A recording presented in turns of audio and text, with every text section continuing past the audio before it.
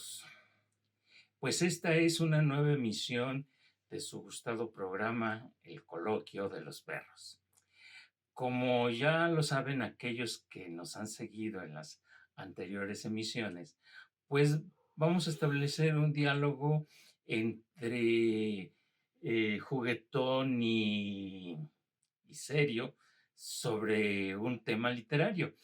Hoy hemos elegido hablar de una antología de poesía romántica española. O bueno, es una antología hecha durante el periodo romántico en España, pero es una antología muy original, ahorita lo van a ver, y es una antología atípica en muchos aspectos. Entre otras cosas, es una obra desconocida. Yo me la descubrí hace como 2 o 3 años, es después de 30 o 40 años de ejercer la literatura, me enteré de su existencia. Entonces, con eso se darán una idea de lo atípica que es en cuanto a su aspecto desconocido. Y en cuanto al tema, también. Se llama la antología, mi estimado Enrique, Cancionero moderno de obras de alegres. obras alegres, exactamente. Y fue recopilada por dos escritores románticos españoles, el Duque de Rivas y Antonio Alcalá Galiano, ¿verdad? Ujú. Bueno, pues estos dos señores forman parte de la primera generación romántica española. Como quizá el público lo sepa, existieron principalmente dos generaciones de escritores románticos. Entonces, les vamos a hablar un poquito del contexto en que surge esta antología y luego les queremos presentar, leer algunos poemas que se recopilaron en este librito.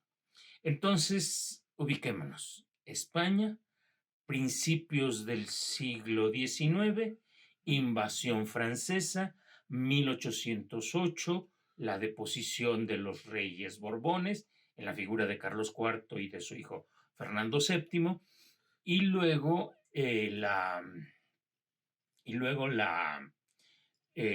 imposición del gobierno de José Bonaparte.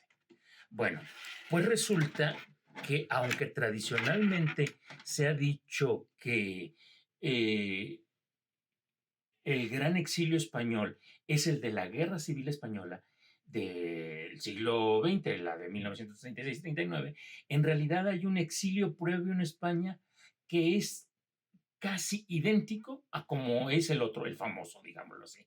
Y es muy curioso, querido Enrique, es muy curioso porque parece que el ser humano está destinado a repetir las mismas puntuales pendejadas. Perdón por lo de puntuales, porque muchas de las cosas que se dicen del exilio español, de la Guerra Civil Española de 1936-39, ya se había dado más de 100 años, poco más de 100 años antes, cuando se da la persecución de los liberales españoles. Pero casi exactamente las mismas cosas. Parece que todos los países, cuando no aprenden sus lecciones de historia, están destinados a repetir los mismos errores, las mismas cosas. ¿Y qué fue lo que pasó? Bueno, pues que como todos lo sabemos, se dio la guerra contra Napoleón, el levantamiento espontáneo del pueblo español en contra de los invasores franceses, la derrota de Napoleón allá en Rusia. Napoleón tiene que ir abandonando todas las naciones que tenía invadidas por concentrar su poderío en Francia, que el ejército ruso llega hasta Francia, hasta París y toma Francia. Y entonces, en la retirada de Italia, de España, de Alemania y de otros lugares, los Borbón pueden regresar a España. Y entonces asumen la corona ya no Carlos IV, que seguía vivo, sino su hijo Fernando VII. Y Fernando VII, pues prácticamente por esa oposición del pueblo a la invasión napoleónica, podemos decir que Fernando VII le debe la corona a el pueblo español que defendió bajo el lema "Vivan las cadenas", es decir, preferible un rey Borbón que es un amo absoluto a un rey liberal como era José Bonaparte. Y entonces vivan las cadenas, pero es malo, es chafa, pero es el nuestro. Algo mexicano me suena eso, ¿eh? Y entonces, al regresar Fernando VII a España en 1814, es decir, del 8 al 14 estuvo exiliado, eh, prometió, juró respetar la Constitución de 1812, la famosa Pepa, y esa Constitución era liberal y obviamente con una mentalidad absolutista. Fernando VII no respetó, no cumplió su palabra de que iba a aplicar la ley y crear un régimen monárquico parlamentario, como lo había prometido y que estaba estipulado en esta Constitución, la famosa Pepa de 1812. Aunque esto no es literatura, perdón Ramón que te interrumpa, Sí, son las constituciones de Cádiz que llamaban estas de 1812. esa, las famosas constituciones de Cádiz, que los mexicanos también anduvieron por allá, Sí. ¿verdad? Hay muchos temas relativos a la literatura mexicana que también está relacionado con estos conflictos. Bueno, pues a donde quiero llegar es que el, el hijo de su madre, de Fernando VII, se echó para atrás, traicionó a los que le consiguieron la libertad, los liberales, los que hicieron la constitución, los persiguió, no proclamó la constitución y se estableció como un monarca absoluto como lo había sido antes su padre, ¿no? Las típicas monarquías absolutistas de la Ilustración. Bueno, pues a donde quiero llegar es que al echar esta marcha atrás Fernando VII, pues los liberales, que son los que lo regresaron al poder, se convirtieron en una papa caliente. ¿Y entonces qué hizo? Pues lo que hace todo gobernante autoritario, los persiguió. Persiguió a los liberales y ahí van huyendo todos al extranjero. Fueron dos los destinos principales a donde se fueron los liberales huyendo de la persecución de Fernando VII. Francia e Inglaterra, París y Londres. Y es aquí a donde quiero llegar. Porque entre esas muchas figuras que salieron huyendo de liberales que impulsaron la Constitución de Cádiz, estaban estos dos literatos que hicieron la antología de la que hoy vamos a hablar, el Duque de Rivas y Antonio Alcalá Galiano. Y déjame decirlo en pocas palabras, Enrique, estos dos señores, estos dos escritores románticos españoles, pues eran como Cipión y Berganza, como Enrique y Ramón. Eran como el agua y el aceite, eran muy diferentes, pero los unía la amistad y los unía el amor a la literatura. Pero eran tan diferentes, por ejemplo, en el origen social, ese es lo principal. El duque pues era un hombre que tenía un título nobiliario, tenía muchas propiedades, tenía grandes riquezas acumuladas, y para él el exilio fue un exilio dorado. Mientras que Antonio Alcalá era un intelectual de poca monta, un hombre de la clase media incipiente española, y pues para él el exilio estuvo difícil. Y lo que recuerdo también es que el Duque de Rivas en la historia literaria en nuestra lengua, en la historia literaria española, es importante como pionero del romanticismo y porque para muchos, a veces se recurre a esas clasificaciones en literatura, el punto de partida para localizar un movimiento, una época, el punto de partida del romanticismo español lo marcaban algunos manuales que son muy esquemáticos, pero se marcó mucho tiempo así, como el estreno en España en 1835 de una obra del Duque de Rivas, que es como el banderazo de salida de la literatura española. No recuerdo ahora cómo se llama, Don Álvaro o la Fuerza del Sino, creo que se llamaba. El estreno de Don Álvaro o la Fuerza del Sino, la Fuerza del Destino, ese marcó, el autor es el Duque de Rivas, marcó el inicio del romanticismo, es este poeta del que ahora tendremos otra versión, porque muy diferente. Sus poemas son más bien eróticos, chistosos, eso, ¿no? Alegres, como dice el título, cancionero moderno de obras alegres. Y ellos estuvieron exiliados varios años, salieron huyendo en el 14 junto con José Bonaparte, que salió huyendo, en 14, 15, 16, 17, hasta el 18 permitieron el regreso de algunos.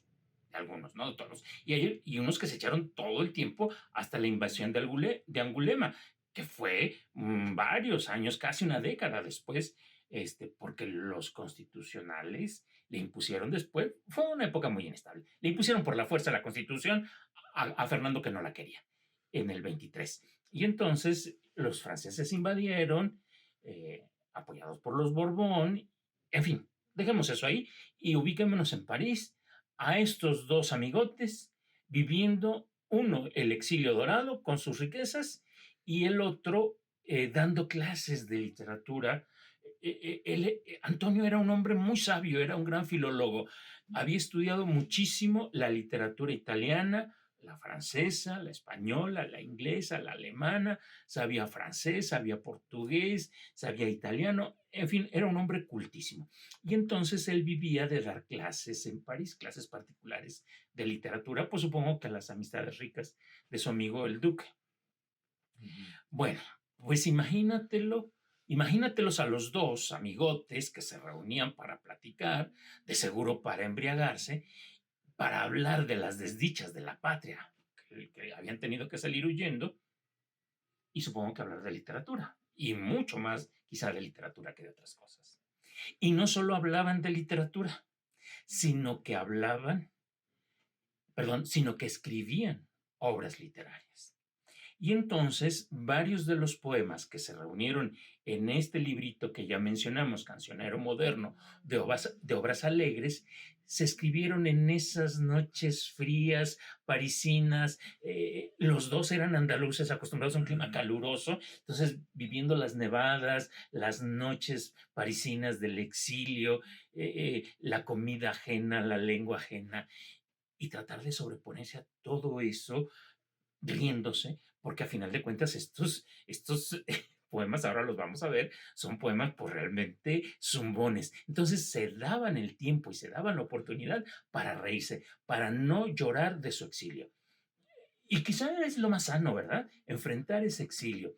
Entonces se fueron reuniendo varios poemas que escribieron, varios sonetos, y que muchos años después, hasta la década de los 20, recuerden que hablamos 1814, el primer momento de la huida, hasta la década de los 20 ya hicieron este librito, es decir, entre que escribieron los poemas y reunieron, porque no solo son poemas escritos por ellos, ahorita vamos a explicar eso, y reunieron los demás poemas, pues pasaron como 10 años aproximadamente. Entonces, este es el primer contexto que les queremos dar para explicar el origen de estos poemas. ¿Qué te parece, Enrique, si pasamos ahora a ver ya los dos primeros sonetos y les cuentas un poco a nuestros oyentes, a nuestros eh, contertulios, Podríamos decir, forman parte de este coloquio de los nuestro público selecto también. Exacto, selectísimo, 2 o 3. ¿De qué van estos poemas? ¿De qué tratan? ¿Cuál es el contexto en el que se escriben? O de lo que van a hablar, mejor dicho. El contexto en que se escriben ya. Si te parece, leamos los dos poemas y los comentamos y entonces ya vamos al contexto, ¿te parece? Sí, de Casos de Conciencia, por ejemplo. Ajá. Son los dos primeros poemas. Se puede entender que son 2 décimas, como sabemos ese poema es de 10 versos nada más. El duque dice: habré yo anoche pecado, que apagada ya la luz y después de hecha la cruz, en esta cama acostado, llevé medio adormilado la mano hacia las pudicias y empecé a hacerles caricias y cosquillas sin cesar, viniendo el juego a parar en llenarme de inmundicias. Se pregunta en esta larga pregunta retórica de 10 versos, aparentemente el duque de Rivas, ¿no? Entonces, pues yo me los imagino ahí, ¿no? En la noche, bueno, pues vamos a platicar de nuestra soledad. Y entonces, en la soledad, el duque le dice: pues fíjate, ya que te fuiste y me quedé aquí solo y apagué las luces y me acosté, pues fui como que perdiendo la mano por cierto lugar de mi entrepierna. Exactamente. Pero se lo escribe, y eso es obviamente lo gracioso. Obviamente yo supongo que no hay nada de consulta, sino es una especie de duelo de ingenio, ¿no? Como, a ver, yo digo una cosa ingeniosa y ahora tú responde de otra manera ingeniosa. Y después de hacer esta pregunta, el duque de Rivas, Antonio Alcalá, le responde de la misma manera, ¿verdad? Le responde diciendo don Ángel, porque es don Ángel de Saavedra, duque de Rivas. Don Ángel, si la intención fue impura y pecaminosa, hizo usted muy mala cosa cediendo a la tentación. Pero si por distracción o tener la mano fría fue usted, sin saber qué hacía, a calentarla frotando, no fue pecado nefando, sino mera porquería. Bien, muy bien. Si se fijan, es el duelo de ingenios al que están los dos atentos y los dos salen excelentemente librados, Sí, ¿no? porque la respuesta de Galeano va por el lado que uno siente, no, como para disculparlo y no, no se preocupe usted, pero es una porquería lo que hizo. Muy bien. Y a mí no me la pega de que no se dio cuenta, de que Sí, tenía frías las manos. No, sí, no, no, no, señor. no. Ajá. Usted andaba rijoso. Rijoso. Sí, Bueno, muy bien. pues ahí tienen estos poemas, estos versos románticos. Bueno, es el periodo romántico, tendremos que decir los románticos, pero por lo que entendemos por romanticismo, pues esto es algo más, ¿verdad? Que eso. Los poemas del exilio de los liberales españoles huyendo en París. Hagamos una pausa porque vamos a seguir hablando de otros aspectos relativos a este librito. Muy bien. Cancionero moderno de Obras Alegres. De Obras Alegres. Muy bien, Regresamos Ramón. en un Sí. momento.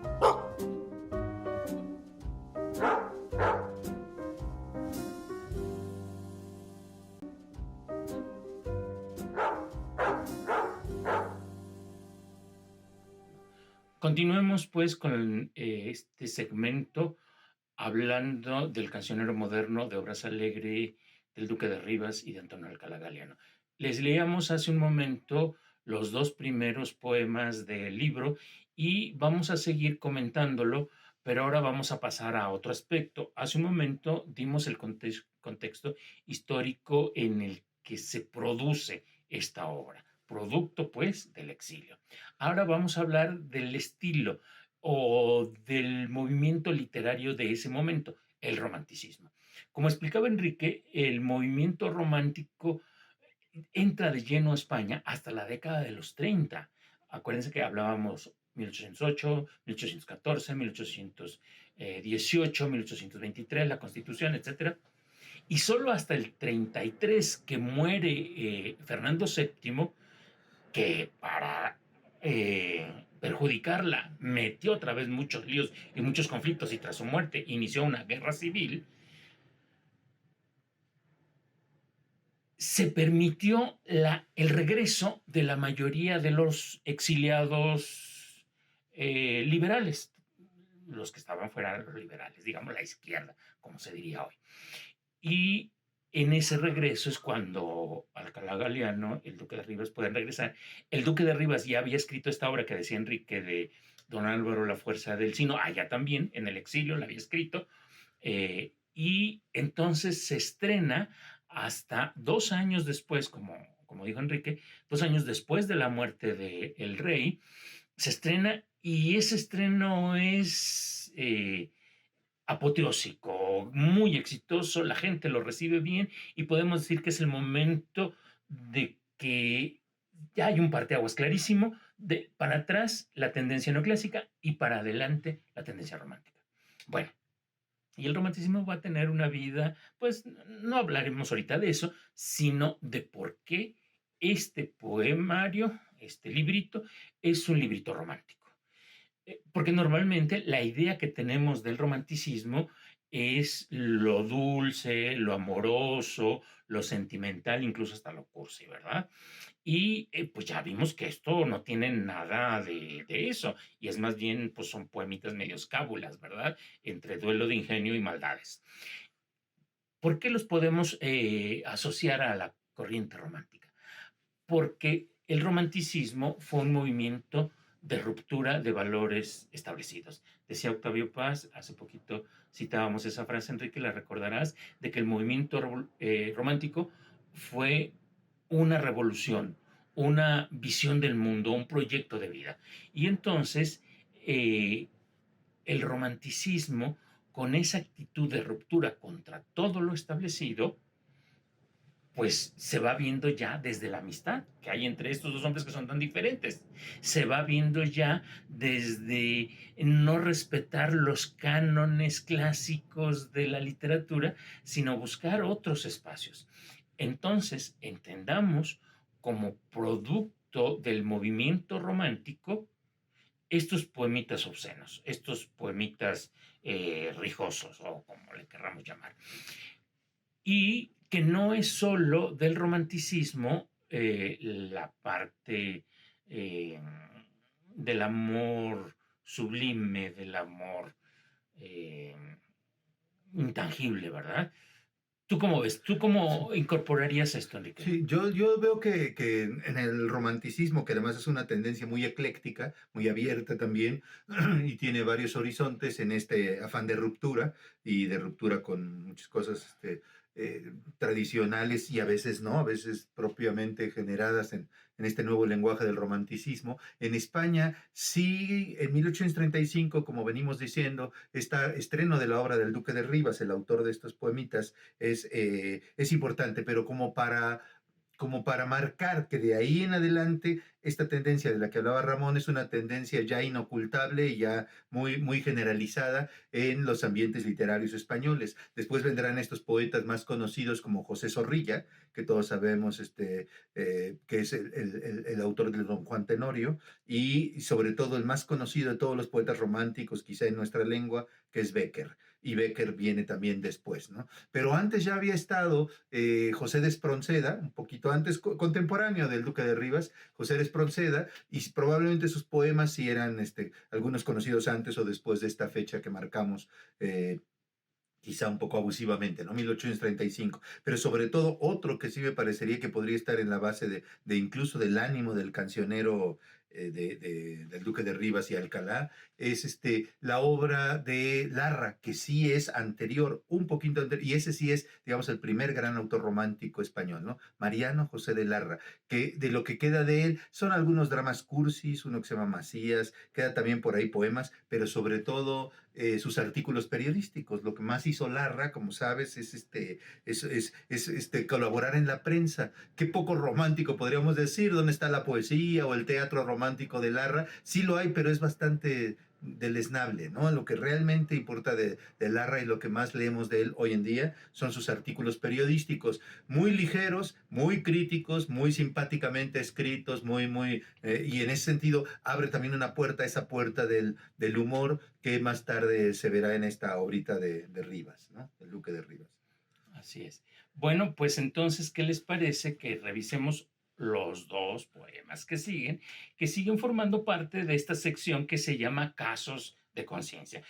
Y explicamos en qué consiste, ¿no? Es una pregunta que hace el Duque de Rivas y la respuesta de Antonio.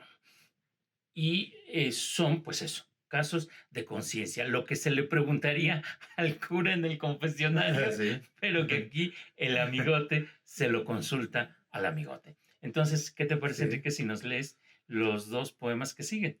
sí, muy bien.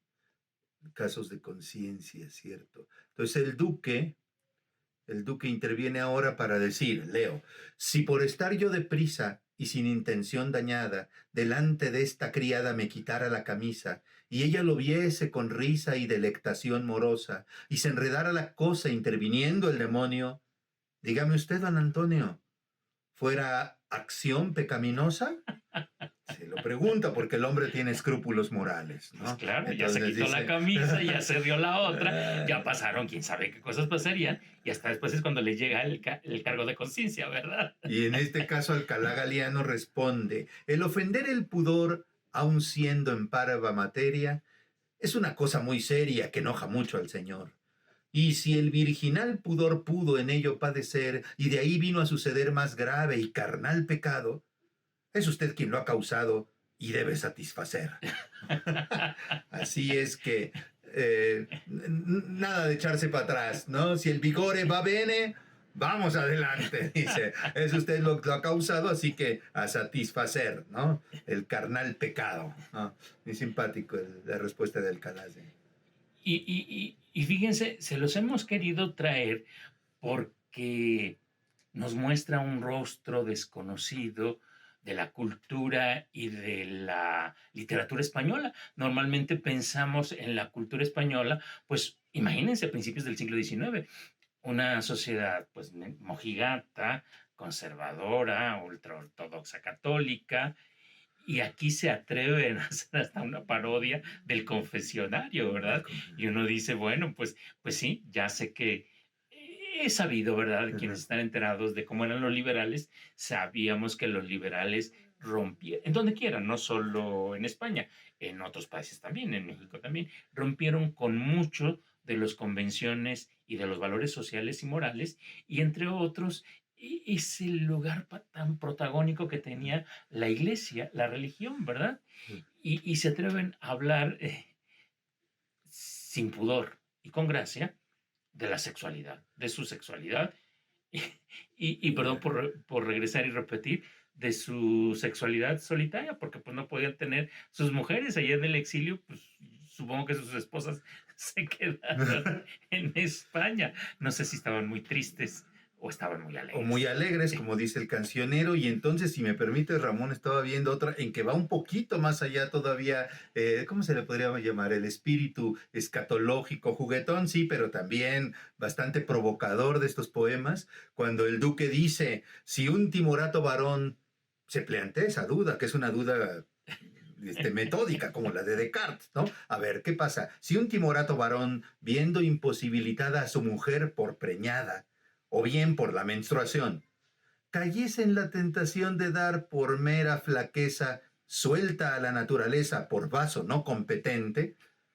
usted, don Antonio, siente que cometerá impureza. Dice, pues es que si mi mujer está embarazada o tiene, ¿cómo le hago? Yo creo que es una duda que a todos nos habrá asaltado alguna vez, ¿no? En este caso, relacionada con la idea de si eso será una impureza, lo cual se preguntan yo creo que ellos de manera muy retórica, ¿verdad? Pero veamos la respuesta de Alcalá Galiano, que dice, está la fragilidad de la humana condición y tan estrecho el rincón que ofende a la castidad, y está la proximidad del uno y otro orificio, que más que exceso de vicio fuera, a mi corto entender, salvo mejor parecer, un absurdo desperdicio. Así es, ¿no? O sea que Entonces, si usted tiene prisa, adelante. exacto, ¿no? Y están tan próximos uno y otro que, hombre, no creo que por un asunto de centímetros la fe se venga abajo, ¿no?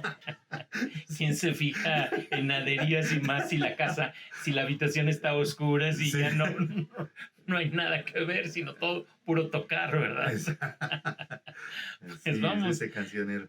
pues vamos a ir a una pausa, Vamos Enrique, a hacer si una te pausa, sí, parece, sí, sí. y regresamos para el tercer y último segmento de este programa. Muy bien.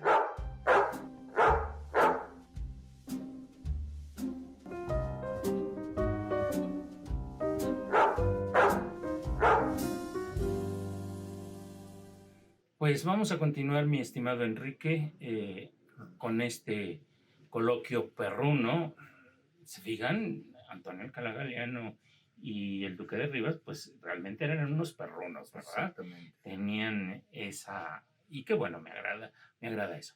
Bueno, pues ahora daremos otros elementos de contextualización para comprender y valorar este librito, y es la manera en que surge. Primero, decir que fue un libro clandestino y que se imprimió en Sevilla, pero que desde que se imprimió en Sevilla se le puso el sello como si hubiese sido impreso en Londres, para decir, ah, no, bueno, aquí no se hizo, aquí nunca se hizo. Llegó, quién sabe cómo vino a llegar acá y circulaba así, de esa manera clandestina. Hay que decir que muchos libros en español durante estos años de persecución de liberales se imprimieron en Londres. No es una novedad. Libros y periódicos en español se hacían allá y allá vivían varios autores importantes. Vivió Blanco White, vivió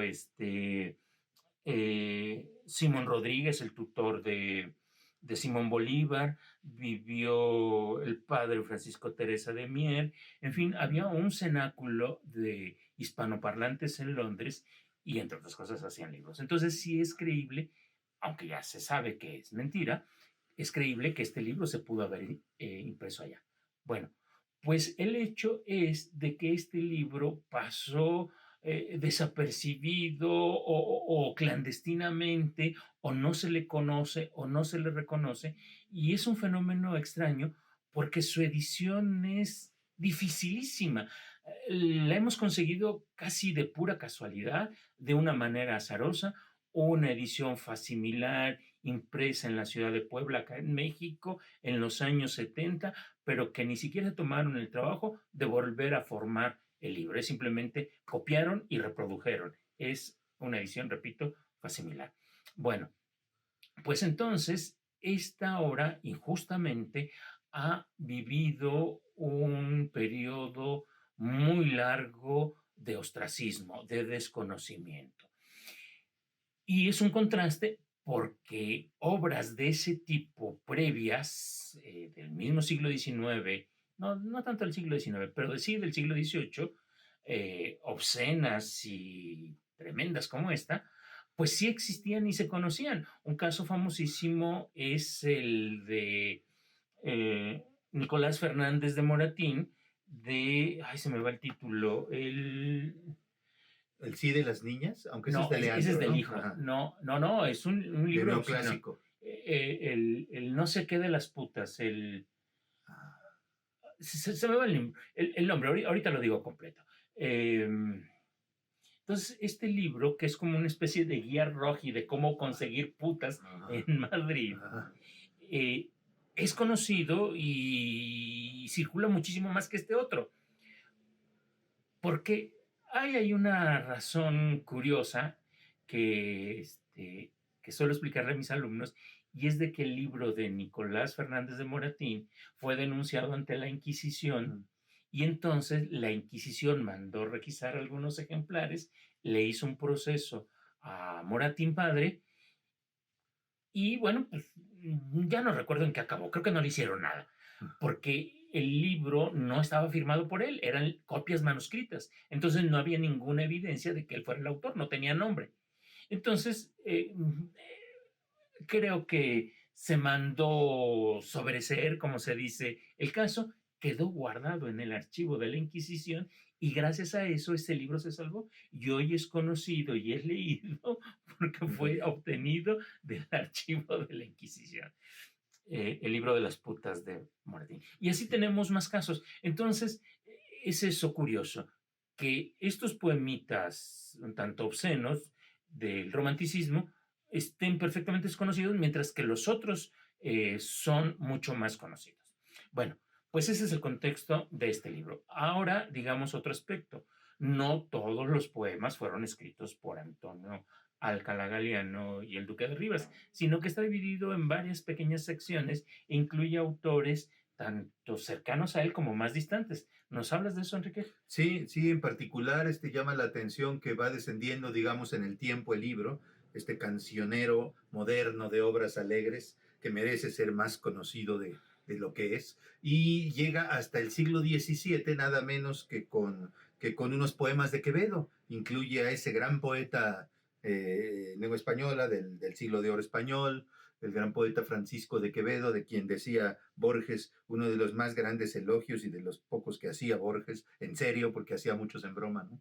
Pero en serio, que decía que Quevedo no era un autor, era una literatura, ¿no? Porque encontramos justamente, y esto lo podemos comprobar ahora con este poema que incluye aquí el Duque de Rivas, que lo mismo puede operar en Quevedo una reflexión seria y sentida del amor, que también otra jocosa y crítica y burlesca, porque en el hombre convivían como esos dos hombres, ¿no? Entonces muchas de las obras de Quevedo son por un lado o por otro, y en todo caso siempre con gran perfección verbal, un artista de la lengua, ¿no?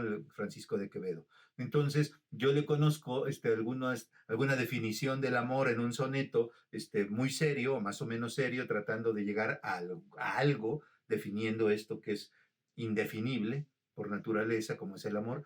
Y también otro que aquí recupera el Duque de Rivas en el librito, recupera un soneto también de Quevedo, que le llama Definición de Amor en un tono burlesco, vamos a ver, o juguetón más que burlesco. Vamos a ver qué les parece. Definición de amor. rogarla, desdeñarla, amarla, huirme, seguirla, defenderse, asirla, airarse, querer y no querer, dejar tocarse, y a persuasiones mil mostrarse firme, tenerla bien, probar a desasirme, luchar entre sus brazos y enojarse, besarla a su pesar y ella agraviarse, probar y no poder a despedirme, decirme agravios, reprenderme el gusto, y en fin, a baterías de mi prisa dejar el ceño, no mostrar disgusto, consentir que le aparte la camisa, hallarlo limpio y encajarlo justo, esto es amor y lo demás es risa. ¿No? Eso es el amor porque busca el poeta, ¿no? Hallarlo limpio y encajarlo justo. Esto es amor, lo demás es risa. En el otro soneto que digo que definía el amor, se puede preguntar también con el mismo tono de cuestiones, de preguntas, ¿no? ¿Es hielo abrasador el amor? ¿Es fuego helado? ¿Es una libertad encarcelada? En fin, ¿no? Una serie de oposiciones, libertad encarcelada, fuego abrasador, todo eso, ¿no? Perdón, hielo abrasador, es fuego helado y así. En el otro se pone un poco más serio, pero aquí como conviene al tono del otro Quevedo, es un tono más jocoso, ¿no? Así es. Hay un Quevedo clandestino también, como el del Duque de Rivas, porque si nosotros leemos esta obra y otros muchos poemas y obras de teatro que escribió, son de un dramatismo y de un desgarramiento que dice uno, pero ¿cómo es posible que este hombre escribiera esas cosas? Aquí entre nos, cursis a veces. A veces el Duque de Rivas, Sí. cuando se tomaba en serio, Sí. escribía cosas medias cursis Sí. o totalmente cursis. Y entonces uno dice, ¿cómo se atreve a escribir esas cosas que parecen, y que en realidad lo es así, muestran el otro lado de la medalla? Y con Quevedo pasa lo mismo, ¿verdad? Tenemos ese Quevedo reflexivo, un tanto filosófico, Sí, un Quevedo muy profundo, un Quevedo muy sabio, muy culto y muy inteligente. Y, y que por supuesto se toma su poesía en serio. Y luego está ese otro Quevedo que escribió también mucho y clandestinamente, con obras que circulaban como manuscritas y sin nombre, pero que después se han identificado de él, desde las menos intensas como el libro del Buscón, que lo escribió siendo él un joven de 20 y algo de años, hasta ahorita realmente eh, obscenas como las pramáticas del ojo del culo. Oh, sí. este, o los fortunios e infortunios del ojo del culo, es otro. Y así tiene muchas obritas obscenas. Y recuerdo que por ahí hay un verso que se me quedó muy grabado porque no quería que me fuera a pasar lo que ahí se decía, que es que amantes que no se pedorrean en la cama, no los doy por ayuntados. No los doy por ayudados. Entonces, pues ahí es otro Quevedo. Y ese es el que nos están mostrando ahora Antonio Alcalá Galiano. Es decir, bueno, vean, no solo es cuestión nuestra de andar de casquivanos, sino que esto pertenece a nuestra tradición literaria hispánica y los hay. Y entonces muestran estos poemas jocosos, contemporáneos a ellos, a esta primera generación romántica o algunos neoclásicos hasta llegar a estos del siglo XVII. Bueno, pues esperamos, vamos a concluir y esperamos, Enrique, no sé si tengas algo más que agregar, que hayamos logrado incentivar el interés de nuestro público en este librito y los invitamos a que lo busquen. Ahora el Internet permite encontrar muchísimas cosas. Sí. Y entonces, si ustedes le ponen en el buscador de su computadora Cancionero Moderno de Obras Alegres, Antonio Alcalá Galiano, Duque de Rivas, o incluso sin los nombres de los autores, a lo mejor algo les encuentra, ¿eh? A lo mejor algo les encuentra. Aparece. Entonces, y tú y yo no tenemos nada que ver en eso, ¿eh? Sí. Entonces, pues búsquenlo y si lo encuentran, léanselo completo. Son poquitos poemas y todos muy alegres y muy divertidos. Muy bien. Pues ¿Te me parece? muy bien. Sí, buena Pues, propuesta. Pues daremos por concluida nuestra sesión. Les agradecemos su presencia y nos vemos en la siguiente reunión de este coloquio de perros deslenguados. Gracias. Hasta Buenas. luego.